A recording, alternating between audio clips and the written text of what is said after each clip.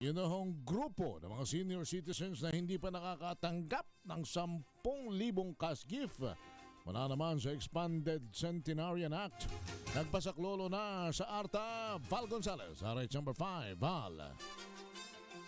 Henry, sumugod na sa tanggapan ng Anti-Red Tape Authority o ARTA sa Quezon City ang mga lider at ilang mga miyembro ng senior citizen upang idulog ang matagal ng pagkakaantala ng ayuda sa ilalim ng Republic Act 11982 o ang Expanded Centenarian Act of 2024 o ECA. Kabilang sa nagpasaklolo ang mahigit 1,000 miyembro ng Marilag Senior Citizens Association o MSCA sa Project for Quezon City na pinamumunuan ni veteran journalist Ben Rosario. Ayon kay Rosario, hindi nakatanggap-tanggap ang mabagal at palpak na pagpapatupad ng ECA dahil marami sa mga edad 80 hanggang 100 ay namamatay na lamang na hindi nakukuha ang pangakong benepisyo ng gobyerno.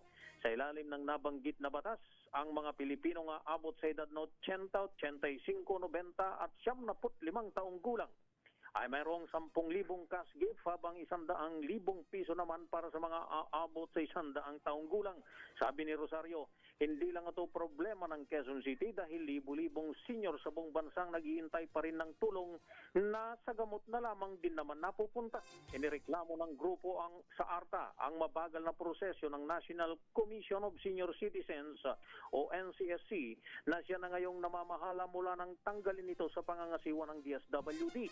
Niya, sa edad na 80 pataas, bawat madelay na araw ay araw at buwan ng paghihintay ay critical na sa kanilang kalusugan at kapakanan. Giit ng MSCA, hindi lang 10,000 pisong nakataya kundi dangal at pagkilala ng gobyerno, kaya nananawagan sila na bilisan ang pagre-release ng ayuda bago pa mahuli ang lahat.